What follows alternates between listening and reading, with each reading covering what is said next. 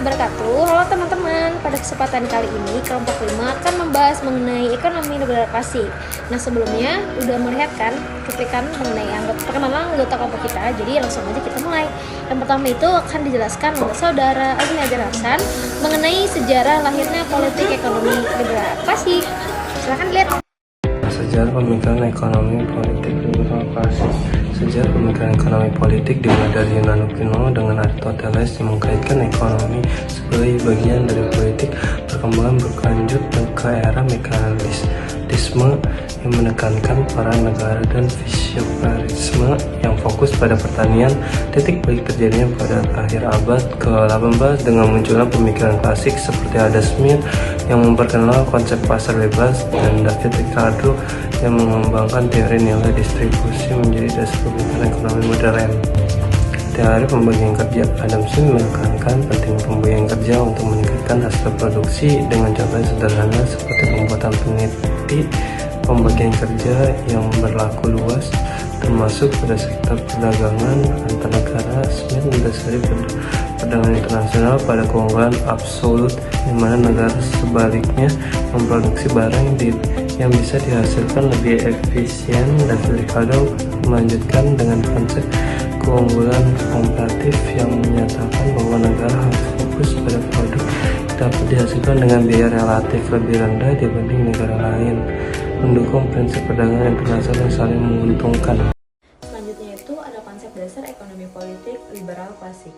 Ekonomi politik liberal klasik merupakan aliran pemikiran yang muncul pada akhir abad ke-18 dan awal abad ke-19 yang berfokus pada hubungan antara ekonomi dan politik.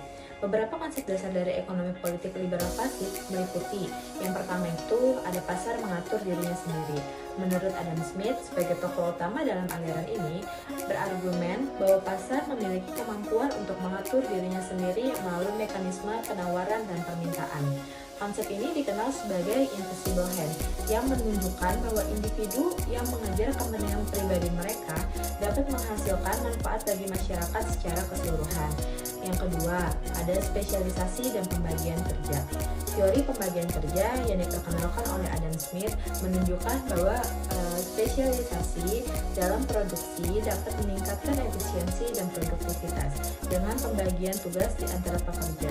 Hasil produksi dapat meningkatkan secara signifikan. Yang ketiga itu ada teori nilai dan distribusi. David Ricardo mengembangkan teori nilai yang menekankan bahwa nilai suatu barang ditentukan oleh jumlah pekerja yang diperlukan untuk memproduksinya. Ia juga memperkenalkan konsep keunggulan komparatif yang menjelaskan bagaimana negara dapat memperoleh manfaat dari perdagangan internasional dengan mengkhususkan diri pada barang yang dapat mereka produksi dengan biaya relatif yang lebih rendah. Yang keempat, ada peran terbatas negara. Maksudnya itu, ekonomi politik liberal klasik menekankan bahwa peran negara dalam ekonomi seharusnya terbatas. Negara seharusnya tidak campur tangan dalam pasar kecuali untuk menjaga keamanan dan menegakkan hukum. Hal ini bertujuan untuk menciptakan lingkungan yang kondusif bagi pertumbuhan ekonomi dan perdagangan bebas. Selanjutnya ada aliran merkantilisme dan fisiokratisme. Yang pertama, aliran merkantilisme. Aliran pemikiran ekonomi yang muncul pada abad ke-14 yang menekankan pentingnya perdagangan dan peran aktif negara dalam mengatur ekonomi kaum merkantilisme. Percaya bahwa kemakmuran suatu negara dapat dicapai melalui akumulasi kekayaan, terutama dalam bentuk emas dan perak, dan diperoleh dari surplus impor dan ekspor. Yang kedua itu ada aliran fisiokratisme. Di sisi lain muncul reaksi terhadap merkantilisme dan pelopor oleh Francisco Westline. Aliran ini menekankan bahwa pertanian adalah sumber utama kekayaan dan bahwa kegiatan ekonomi yang produktif adalah memanfaatkan kekayaan seperti pertanian dan petani. Materi selanjutnya adalah mengenai definisi kekayaan. Dalam ekonomi politik liberal klasik, kekayaan itu diartikan sebagai sebuah komoditas yang memiliki nilai tukar. Hal itu mencakup seperti barang atau jasa yang dapat diperdagangkan oleh si penjual. Kalau menurut Adam Smith, ia melihat kekayaan itu sebagai sebuah bentuk kemakmuran dalam sebuah kondisi masyarakat. Sementara menurut Henry Fawcett, ia menekankan bahwa kekayaan itu memerlukan faktor-faktor produksi seperti sumber daya manusia, kapital, dan juga sumber daya alam untuk terciptanya sebuah usaha atau kegiatan yang dapat menghasilkan uang dan dapat diperjualbelikan. Di sini saya akan menjelaskan mengenai peran pemerintah dalam ekonomi klasik dan cara pandang Adam Smith terhadap ekonomi politik. Oke, jadi gini teman-teman.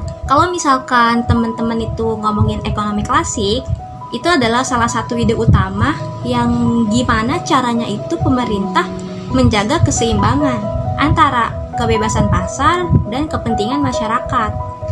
Nah, ada yang menarik menurut pandangan Adam Smith. Mungkin teman-teman juga tahu ya Adam Smith itu siapa.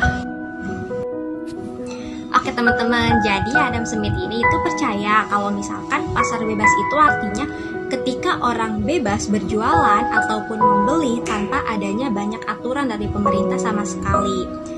Itu mungkin cara yang paling efektif ya buat bikin ekonomi kita berjalan. Kenapa bisa gitu? Karena dia yakin kalau misalkan setiap orang itu bebas berusaha untuk keuntungan pribadinya. Maka secara nggak langsung kan mereka bisa menguntungkan orang lain. Baik, selanjutnya aspek optimis dan pesimis. Dalam konteks ekonomi politik klasik, terdapat dua sisi yang berbeda terkait sistem perdagangan bebas, aspek optimis dan pesimis. Terus harapan sistem perdagangan bebas, aspek optimis dari sistem perdagangan bebas berargumen bahwa mekanisme pasar yang tidak terhambat menghasilkan kesejahteraan yang maksimal bagi masyarakat. Jeremy Batman misalnya menyatakan bahwa sistem ekonomi pasar bebas akan memberikan the greatest happiness for the greatest number of people. Terus peringatan Thomas Malthus. Di sisi lain, Thomas Malthus memberikan peringatan pesimis mengenai pesimis bencana yang dapat muncul dari pertumbuhan populasi yang tidak terkendali. Malthus pendapat bahwa produksi pertanian meningkat menurut hukum deret ukur sementara populasi penduduk meningkat. Menurut hukum darat Selanjutnya, paham liberalisme. Liberalisme adalah menekankan pentingnya pasar bebas dan menolak kontrol pemerintah yang berlebihan karena dianggap dapat mengurangi efisiensi pasar. Namun, pemerintah tetap berperan sebagai pelindung hak individu, menjaga keamanan, memastikan keadilan dalam ekonomi agar pasar dapat berfungsi sebagai baik tanpa mengganggu kebebasan individu. Oke teman-teman, itu merupakan penjelasan dari kelompok kami mengenai ekonomi berklasik. Kurang lebihnya jika ada yang ingin ditanyakan silahkan komen di kolom komentar dan jangan lupa tinggalkan like. Terima kasih. Wassalamualaikum warahmatullahi wabarakatuh.